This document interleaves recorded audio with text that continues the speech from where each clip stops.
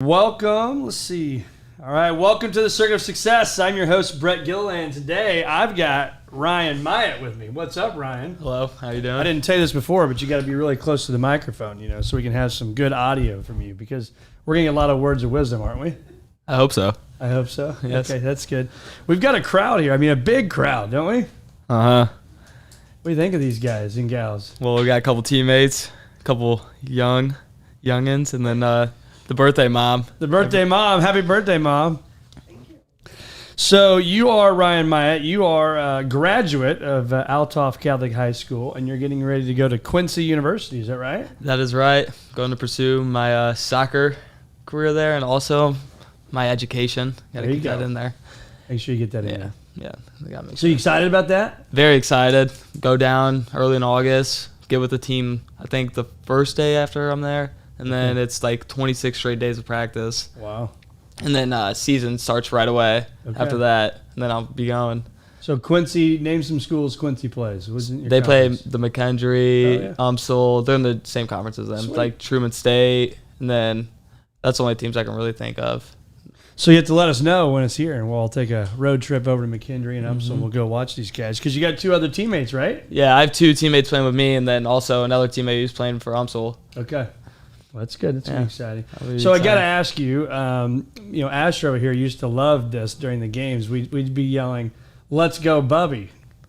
Right? Yeah. It's like, yeah, I know where you're going with this. So where'd Bubby come from? That's one of the questions one of the kids had is where did the name Bubby come from? So it's actually Bubby Boo. Bubby Boo. That's the full name. But it's got shortened up to Bubby recently. But so like my whole life I've basically been called Bubby Boo. I really don't know the origin story myself, but like all I can remember is like my sisters calling me, "Hey Bubby Boo, hey Bubby, come here do this," and then their friends start saying it, and then my parents start saying it more. Then my parents' friends started saying it. Then my friends started saying it. And now everybody says it. Then the whole crowd of Althoff Soccer says it. Let's go, Bubby. Yeah, that's funny. Yeah. No. So talk to us. Obviously, we've had a great run with the Althoff Crusaders here the last 2 years. Came up a little short 2 years in a row. We won't talk about that. But what a run. I know I speak for the parents probably that it's just been unbelievable. Probably in my time as the parent, just watching all these kids. My 4 boys are here watching all their sports. It's been a hell of a run. But what did you learn about, culture and teammates and so many other things during a run for 2 state titles in a row? Well, the first year was more like we've never been there before. Our like school's history has never been the top 4, Final Four, because it used to be 8 back in the 90s. For soccer. Yeah, for soccer. It used to be 8 teams back in the 90s, and then it got changed, like I think the early 2000s. But like for us, it was more like, oh, let's be the first to do that, because no one's ever done it. It was kind of more inspirational, like let's pick each other up, let's go with the flow type of thing. But then when it was second year, it was more of there's no way we fail kind of aspect, because we knew we could do it. We know what it like took already. So there was really like no one ever saw us losing early. It was that team's going to state. Yep. No one ever put us under that standard. So it was more of just don't be wrong. Yeah. Yeah. And what did you take away from that with your teammates? With my teammates, it was more of like I've played with my teammates, and I have an amazing bond with all of them now. Like, I've played with them for some of my teammates my whole life, for some of them only 1 or 2 years. Yeah. But we were a family. We did everything together. Yeah. Like, it wasn't just like, oh, we'd go practice together. On the weekends, we'd all hang out together. We'd eat together. It wasn't just on the field activities. What the bond? Do you miss your 7 a.m. practices you just missed on Monday? Not practice, but your what do you call them? Your friendly warm-ups? I will not say I miss those, but I do have a substitute of work now, waking up at 7, so I'm not too far behind there. So talk about that. What are you doing now? So I work in Soj at the warehouse, and basically it's just a ton of labor work. Like today, I literally picked up cement blocks all day and just put them in a truck, then unloaded them, and then paint lines with a tensile. But it just depends on the day. It's really just a ton of different work. But it's very interesting. You guys are probably jealous. They want to go do that hard labor. Oh, yeah. Wouldn't you think? I don't know. So here's my question. I told your mom before this, I've never done this before. I've just interviewed a random high school kid, So how did this come about? Why are you and I sitting here, and how did you make it happen? Well, it all started at our friend Jimmy Gomrick and Luke Minn's graduation party. And I just walked up to you just talking. We were just having a normal conversation, and then talking about the podcast, and you were telling me like all the all the like amazing people you've had on. And I was just like, why can't I do that? You want to have me on? And you were instantly, yeah, I'll do it. I'll go ahead and do it. Why not? And so then I was like, no way he's serious. Like, there's no way. Like, why would he interview me when he's had other people that have done more stuff that I have? And then I was kind of like, all right, I guess we're doing it. And then like another week went by. We didn't really talk about it much more. And then you brought it up to me. I didn't say it to you. So that's when I was like, oh, shoot, I'm actually doing. But I will interrupt. I did tell you that night, I said, you have to do what? I have to call you in the morning. And luckily we had a soccer game the next morning where I was with playing with Max. And so I told him then. That would have been the only way that would have happened if it wasn't for that soccer game. He came up to me and said, Mr. Gilland, I'm supposed to remind you that I'm on your podcast. I'm like, I know. Well, let's go. So we put it on the calendar, and then he had to postpone it a little bit because you got to work. You're a big work guy now. Yeah, I can't work during the day. That's right. You got tight hours you got to go through. Hours. So back to the soccer thing. Talk to us about Skip Birdsong, what he meant to you, Bunting, Fontes, all those guys. How did they mold you as a player for 4 years, and how important are they in your life? Well, for Skip, he was more of like, almost like I guess saying a father figure is too far, but he was like, everybody respected him at such a high level, like even when I got there, that there was no one could say, oh, a player means more than him, because he already put his foot down and said, all right, I'm going to help you guys, and I'm going to teach you. And so, but my freshman year was more of just like, hey, I'm going to build you, get you better. Then sophomore year, we got a little bit better, so it was more like, all right, I need you to do this and this and this. He kind of just kept building me in a way that he knew I could do. He treated everybody different in that training world. Like, he didn't give everybody the same thing to do or certain things to work on. He wanted to, he knew what we could already do well. So he wanted to see how could we make the stuff he's not as good at better, so where it compares and makes him an all-around player. That's awesome. And then for Bunting, it was more, I've known Bunting like my whole life, and he's just kind of say it how it is. Like, if he doesn't like that, he'll just come up to say, and you kind of need that. I mean, if you want to get better, you kind of need someone who's just like, all right, that's not good enough. And then for Tez, it's more of Tez is just like almost like comedic relief. Like, he went to like a couple practices. He showed up to all the games though, but when he was there, he was a great person, he had great energy all the time, so it was like easy to get behind him. Right. But he fit in with the coaches so well, and that's what also like our coaches bond, like show the kind of like, oh yeah, they're never getting they're setting a great example for us to do. Yep. And like even if we had problems, they would be like, all three of them would talk to us after a game. It wouldn't just be one of them. Like, it was rare if I had something to say to coach after the game, it would just be me talking to Skip or Tez or Bunting. I would always talk to all three of them at once. Yeah, that's awesome. So on that same kind of vein, talking about culture and soccer, and I don't remember exactly what they called you, and maybe Max can remind me here, or Drew, but Sacred Heart Griffin, the games 2 years in a row. For anybody for Sacred Heart Griffin listening to this, I apologize, but I'm kids at Althoff. But talk to us about those games, because 2 years in a row, super sectional, got to go to state, games tied. It's an intense physical game. And you put the team on your shoulders, and what'd you do 2 years in a row? I single-handedly took us to the state championship. He's a humble man, I tell you. But I think that's what you told your teammates on the bus, right? I said it before the game that I was like, the second one. Before the second game, I told them I'm gonna score today. It's gonna be a tradition now that I'm gonna score against these guys. And then I was gonna say, because I said to Jake Pollock, who was our All-American, who was very good. And he always said, "Oh, you only score. You never get the score. You're always gonna be crap." So I was like, I was just told him I single-handedly took you to state, and he kept saying it and saying it, so where it became like a whole team thing.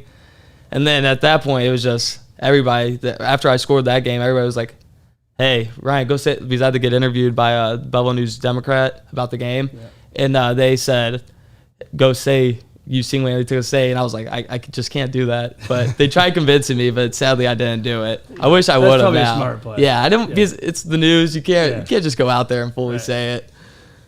They got to understand that I'm somewhat humble, at least. That's right. All right, I want to say I am. So do you remember that play and exactly how it went down? The first one, I have I do not remember it at all. The first game I scored against them. The one I've for some reason, all I remember is just me running and everybody behind me chasing me, and then Evan Price, he came up and just tackled me. We jumped in there and he tackled me, and I just remember not being able to hear anything, it was like a silent feeling. That's awesome. But then the second one, because I said I was gonna score, so I told another teammate I would do a celebration with them if I did score.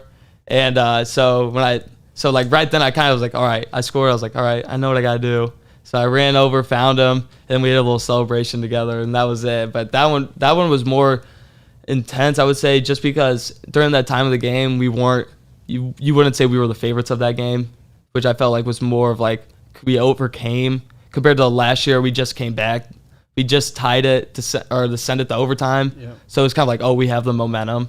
So I would think the second one's a little bit better just because of how much more it meant. Yeah.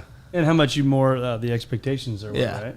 Yeah. So also from a culture standpoint, I think this is important, not to make this a business deal, but you mentioned Jake and Evan and all these players on the team. You had some unbelievable teammates, and Brody and all sorts that I won't name all of them. But I thought it was cool as a parent and as a leader of an organization that it never seemed to me like, Kristen, correct me if I'm wrong, but it never seemed like anybody was out for themselves, right? It just, this whole team was so fun. It gives me chills thinking about it. But the whole team was fun to watch because, yes, you had your goal scorers. Yes, you had your guys on defense, had unbelievable goalies. But, like, what was it about you all, that was in the locker room, at practice, on the soccer field? And if it was that way, you guys did a good job of hiding it. But it seems like you all got along really, really well, and there wasn't that person that was super selfish on the team. For our team, it was more of like we were all, like how I said earlier, one friend group basically. And like even if there was an argument, we had so many kids on our team who all hung around. Like if you wanted to not be with this certain group of kids, you could just go with the other, and you're going to be the exact same way. You're still going to be involved. There was never really like downfall that we ever saw, which I hope. Like we never luckily we never went on a down stretch to see like, oh, who's going to see if they can do more. Yeah. So I feel like we never had the problem of where one person had to step up more or think they had to step up more. But also I would say is that like we were pretty good at keeping each other in check. Like even people would say to Jake or Brody, who scored all of our goals, hey, calm it down. Yeah. It wasn't more of like, all right, just keep going. No one got mad at each other. If someone would get mad at each other, we would just kind of would pull them away. Yeah. It was more of like a whole team combined effort. Than we know it because we've known each other for so long. We know what certain people get mad at or what they don't like, or if they're trying to do something more. We know how to pull them down. Like, hey, come on. Yeah. Well, I thought it was cool too, is because not only if Jake and Brody weren't scoring, but you had you and Dylan. It seems like no matter where you guys were at, the ball would find you, and you two would score. And whether it's Hank or Max or whoever it is on the team doing it, but it's also, think about the time. I love one of the plays in the Kid's a Beast, right? But it's Hank when he ran through the goal, right? Do you remember that? Oh yeah, State. We needed a goal to come back, or they scored like 4 minutes in, and we came right back down. That kind of showed. That was more of like, hey, I'm doing this for the team. Yeah. Like he ran as hard as he could into a post, and that kind of showed right there. Like we've done this together as a whole team the whole year. It's not one person's time; it's all of our time. Yep. So that was more specific on that. So now we're going to go off of Sacred Heart Griffin, and we're going to talk about the Bubby Boo from, I think it was the 8th grade diocesan, wasn't it, Mom? No, it was sixth grade. Sixth grade. And what did you have? You had your rec specs on? That I think I just got. I don't know if I had my rec specs on during then, but I just got out of my rec specs phase. Yeah. Talk about that. What'd you do after the rec spec phase? But you did this 6th grade diocesan, which for us Catholic grade school people, it's a big deal. So that's for Catholic school. That's like state championship of like all your little Catholic schools you have. So it was fourth quarter, 4.1 seconds left on the clock, and we were down by 1 point, and they just hit a 3 to take the lead by 1, and then we had a timeout, and we're all talking, and we're like our coaches are figuring out how to play. Who our coaches are, one was my dad, and the one was Dylan Usursa's dad. And they're sitting there, and they're actually running the play up for Dylan originally. But then Bernie Usursa came in, who was not our coach, but a different coach, said, hey, have Dylan come off a screen and then pass it to Ryan, because Ryan would be more, I guess the attention would be on Dylan, who has the ball, so I'd be wide open. And it ended up like, what he said, what the play he wrote down was literally what went down and happened. Jake Pollock threw a little toss and pass. Dylan took it, dribbled all the way down. Clyde Barger, our center, who was his little He was a little built kid. He screens this kid, and when he screened him, like he just like jumped up and like lifted him off the ground, so the kid like just got tackled basically. So he basically grabbed him and pulled him out of the play. So Dylan keeps going, and it's just me and Dylan and like 3 other kids down low. Well, in 6th grade basketball, we don't know to step up on the court. Right. So when they kicked out to me, I was just wide open, and I like flailed it. For some reason, I flailed it, and it banked in. And that was probably the luckiest basketball shot I've had. I shot it as hard as I could, and it hit off the middle of the backboard and just went straight in. But yeah, it was winner, Dio champions, right there. So obviously you got your mom, you got your dad, and you've got 2 sisters. So let's talk about family. We're going to try to make your mom over here cry a little bit. But talk about your family and what it's meant to you growing up and what you've learned from them and your sisters and your mom and dad. Well, from my mom and dad, I've always learned like hard work. I've watched my dad work countless days during heat, cold. He's a labor worker, so he has to deal with all the Mother Nature effects. So I've always like been shown what it is, the hard work. And also from my dad, like sports. If it wasn't for him, I really don't think I'd be that much into sports. And now like that's my future. And then for my mom, it's more. Real quick before we go to your mom, is it true? Since your dad's not here, we'll say this. We'll talk really nicely about him instead of giving him a hard time. I think it was Tommy and Cersei told me the other day, they said if anybody could hit growing up, that guy could hit the baseball. Like he was one hell of a baseball player. Obviously you weren't there, but that's what they say about you. Yeah, I've heard some stories of him hitting the ball very well. But yeah, he went to 2 JUCOs and played baseball after high school. He went to Ren Lake first and then Cumberland. And he actually ended up after that trying out for the Reds and a couple other teams I can't think of. Yeah. So he did, if you count trying out for a professional team as successful, I would say that he was a very good hitter. Yeah. Because I got him there, so. Awesome. And you were going to say something about your mom. Well, my mom kind of showed me this, like, I guess you would say the soft side, but all, like, the more mentally being strong. Dad was more physically, you physically do this. Mom was more mentally, like, you got to care. Like, I know you want to be hard or cool and be tough, but you still got to show, like, respect to your teammates and like care for them because that's gonna make you a better person, and also like more of like how to be a better person. Like certain situations, she'll call me out on the spot if I do something wrong. Like if I'll say something like not mean to be disrespectful, she's like, Ryan, why would you do that? Like she'll just give me a little smart comment back, and I think about it for a second. And I realize she's right. She's probably right. What about your sisters? Well, my sisters, those were, I guess like. They were pretty big in my life just because my oldest sister Emily is the reason why, what is my major when I'm going into college. Or what she's doing right now for her life is what my major is. So I'm going into construction management, and she kind of, for that aspect, she kind of showed me of like what it mean, like what it is and how to do it and like what it comes with, and that's how I like fell in love with like engineering, that kind of certain aspect. But for Lindsay, it's more of like you kind of need tough love. She's the tough love that I've had the most with. She gives me the most tough love. Like she'll yell at me for something I didn't even do or what I thought I didn't do. That's what she's supposed to do. Yeah, but she's taught me that, and also she's like she always will do something for me, even if I say she never does anything for me, trying to make her do something for me. But she will always do something for me. So she is like a helping hand. But they really showed me both. Like them combined showed me kind of also like what like. A lot of people like Max has all brothers. He doesn't like. I know like more like what when a woman's sad and kind of like hey, you can't just keep going at them because it's different. It's different than a guy. You can't just keep beating them. Like you gotta ease up. The guy showed me like how to respect both women and men. That's probably a good thing to learn. Yeah. That's a good trait to have that maybe my boys won't be getting. But that's all right. That's all right. Well, boys, speaking of the boys, anything that you want to make sure we ask Bubby Baru here, or Bubby, what was it, Bubby Boo? Bubby Boo, Asher, you want to ask anything? All Asher wanted to know was, is this going to be on YouTube? Asher, you got anything you want to ask Ryan? How did it feel scoring 2 goals in a row? How did it feel scoring 2 goals in a row? To go to state? It felt like it's just a feeling of complete shock. Like you just feel nothing. Like it's almost like you know what you did, but you have no idea what's like really happening. Like you're just running and yeah, it's like an out of body experience. It really is. That's awesome. Drew, Max, Hudson.